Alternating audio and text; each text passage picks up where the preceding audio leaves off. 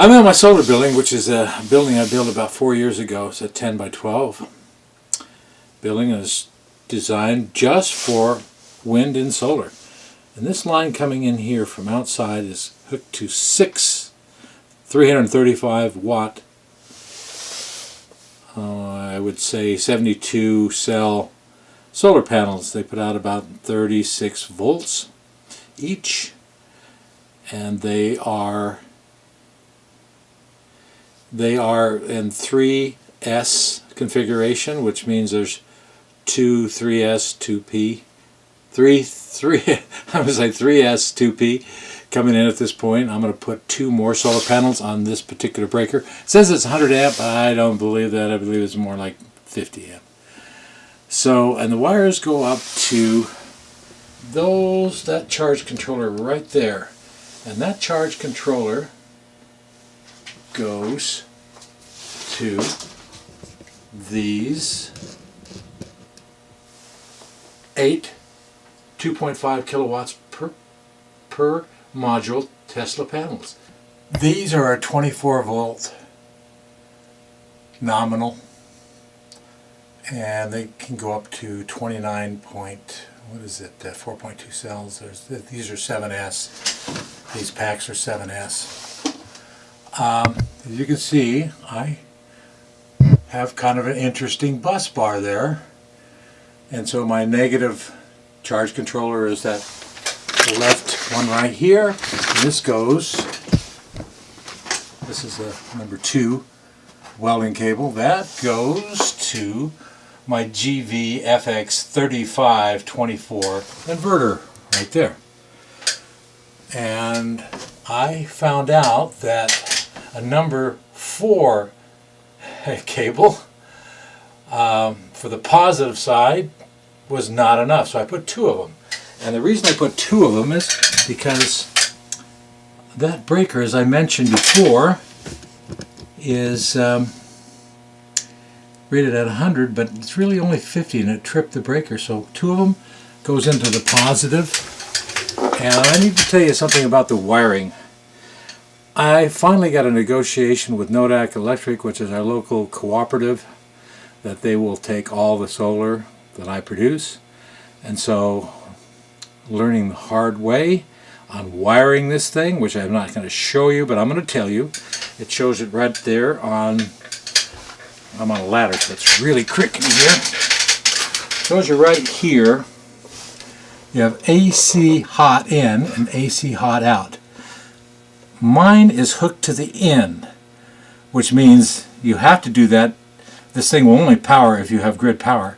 So if you bring an AC in, the AC out is only for a load separate from the grid. Your load panel. I don't have that because I'm feeding it all back in the grid, and I'll explain later in another video why I do that. But jumping around from the support from Outback many times, I finally figured out, and by the way, here's my Mickey Mouse little shut off. This shuts off power going to the battery. So I do have a shut off there, and this shuts off down here. You can see that shuts off from the solar panels. So this shuts off to the battery, and this shuts off.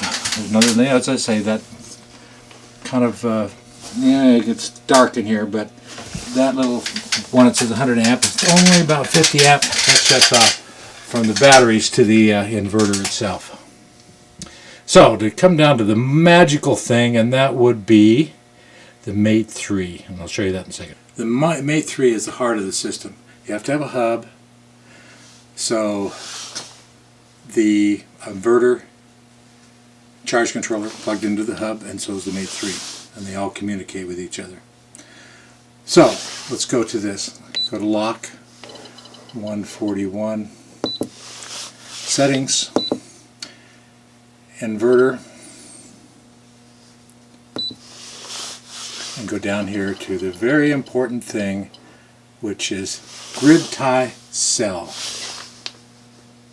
Hit that. It's enabled. Now, this part right here is very important. It says 26.8. I can bring it down to 25 or 24. It depends on how low you want to take your batteries. Remember I said the other ones are about 29.2. I don't have my calculator with me, so I can't figure out what 4.2 times 7 is. That would be, yeah, it's at 29.4, I think. 29.4 would, I never want to take the batteries up to the max, and 3 would be these as low as you would dare go with. That would be 21 volts. 24 volts would be what would that be? 7 and that would be 3.3, something like that.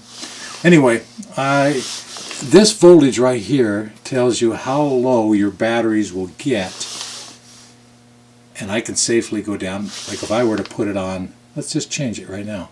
Let's change it down to 25, and I'll show you what happens. I click that. Now, it takes a little while before that'll kick in. I go back up here to the top, go back to the menu, and go here, and it's at 27 volts right now. What should really happen is that very shortly I should be selling, as you can see it coming up right now. That's how much I'm selling to the grid right now, because I can drop down my batteries to 25 volts. Now you hear it kick on. So it's going to take my batteries down to 25 volts, which is alright. It's keeping it in the safe range. I want those Tesla battery packs to last a long time. I think I paid about $4.75 for each one. Yeah, it's about $4.75 times 8. You can figure that out. It's a lot of money. So that's what you need to do. So let's go back here to Settings, Inverter. Go down to Sell to the Grid. Grid tie cell. Enable. Because I don't really want to go down that low. I got it at 26. And go back to the top. I've had 3 occasions, maybe 4 occasions, for them to walk me through setting this up correctly so everything works well. And I finally found that out. And that's why I put that into hot in only. That way it'll go out to the grid. I can sell to the grid. Actually, supposedly, I don't know this for a fact, but what they've told me is that